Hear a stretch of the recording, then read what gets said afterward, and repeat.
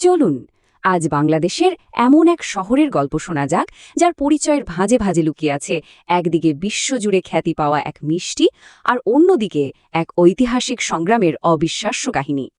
আচ্ছা, প্রশ্নটা শুনে একটু অদ্ভুত লাগছে, তাই না? কিভাবে একটা সাধারণ মিষ্টি এমন সব বিশ্বনেতাদের এক করে ফেলতে পারে? অবিশ্বাস্য মনে হলেও এটাই কিন্তু আমাদের গল্পের আসল চাবিকাঠি। চলুন এই রহস্যের গভীরে যাওয়া যাক। এই রহস্যের জট খুলতে হলে আমাদের গল্পের শুরুটা করতে হবে মন্ডা নামের এক কিংবদন্তি মিষ্টি দিয়ে। ভাবা যায়, একটা মিষ্টির খ্যাতি এমন পর্যায়ে পৌঁছেছিল যে পাকিস্তানের সাবেক প্রেসিডেন্ট আইয়ুব খান একে পূর্ব পাকিস্তানের মেওয়া বা the fruit of east Pakistan বলে আখ্যা দিয়েছিলেন। তো কি এই মন্ডা? জিনিসটা আসলে কি? এটি হল দুধ আর চিনি দিয়ে বানানো একদমই অন্যরকম এক মিষ্টি। প্রায় ২০০ বছর আগে ১৮২৪ সালে ময়মনসিংহের মুক্তাগাছায় এর জন্ম। আর সবচেয়ে অবাক করা বিষয় হল এর আসল রেসিপি, যা আজও একটা পারিবারিক রহস্য হিসেবেই রয়ে গেছে। আর এই স্লাইডটা দেখুন, তালিকাটা কিন্তু অবাক করার মতো। জোসেফ স্টালিন, মাও জেতুং, রানী এলিজাবেথ, কে নেই এই তালিকায়? ভাবা যায় পৃথিবীর কত বড় বড় মানুষের পাতে এই মিষ্টি পৌঁছে গিয়েছিল, আর তারা সবাই এর প্রশংসাও করেছেন। আর এর পেছনের গল্পটাও কিন্তু কম মজার না। বলা হয় এর যিনি আবিষ্কারক রাম গোপাল পাল, তিনি নাকি ১৮২৪ সালে এই মিষ্টি বানানোর প্রণালীটা স্বপ্নে পেয়েছিলেন। দারুণ ব্যাপার, তাই না? আচ্ছা, মিষ্টির কথা তো অনেক হলো, এবার চলুন সেই জায়গাটার গল্প শুনি যেখান থেকে এই মিষ্টির জন্ম। দেখি গল্পটা কিভাবে এক সুতোয় বাঁধা পড়ে। এই সেই ময়মনসিংহ, বাংলাদেশের ৮ম বিভাগীয় শহর। পুরাতন ব্রহ্মপুত্র নদের পাড়ে গড়ে ওঠা এক ঐতিহাসিক জনপদ। একটা শহরের পরিচয় তো আর একদিনে তৈরি হয় না, তাই না? আর এর সবচেয়ে বড় প্রমাণ হল এর বিভিন্ন সময়ের নামগুলো। আইনি আকবরীতে এক নাম, আবার রেনেলের ম্যাপে আরেক নাম। ১৬শ শতকে নাম ছিল নাসিরাবাদ, যা পরে ব্রিটিশ আমলে এসে হয়ে যায় ময়মনসিংহ। সময়ের সাথে সাথে এভাবেই বদলে গেছে এই শহরের পরিচয়। কিন্তু ময়মনসিংহের পরিচয় শুধু মিষ্টি বা সংস্কৃতিতে সীমাবদ্ধ নয়, এর মাটিতে মিশে আছে তীব্র প্রতিরোধের গল্পও। ১৯ শতকের শুরুর দিকে পুরো অঞ্চলটা কেঁপে উঠেছিল এক বিশাল কৃষক বিদ্রোহে, ইতিহাসে যা পাগলপন্থী বিদ্রোহ নামে পরিচিত। এই বিদ্রোহ ছিল ইস্ট ইন্ডিয়া কোম্পানি আর স্থানীয় জমিদারদের অত্যাচারের বিরুদ্ধে সাধারণ কৃষকদের এক সোচ্চার জবাব।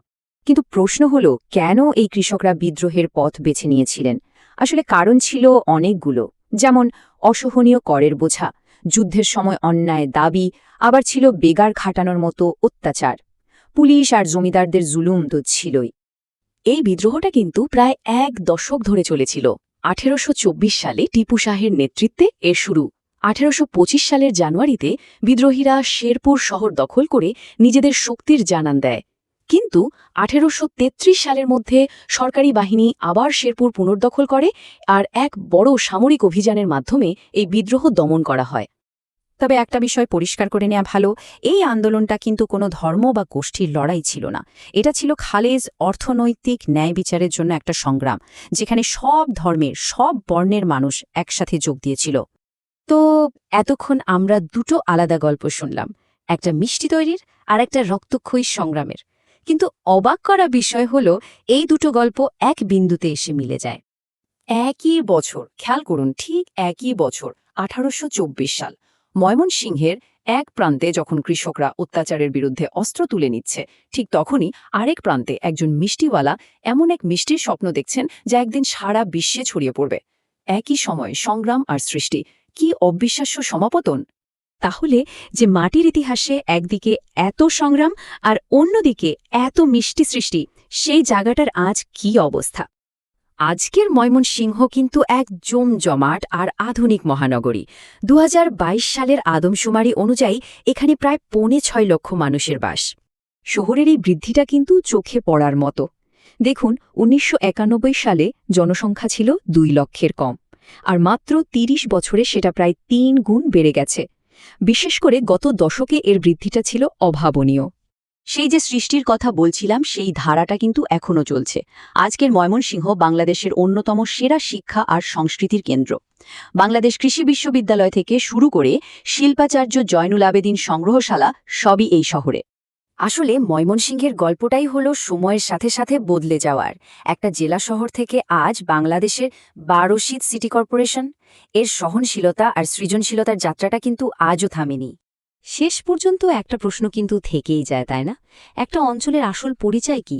তার সংগ্রামের তিক্ত ইতিহাস, নাকি তার অসাধারণ সৃষ্টিগুলো? ময়মনসিংহর এই মিষ্টি আর সংগ্রামের গল্পটা আমাদের সেই কথাই হয়তো ভাবতে শেখায়।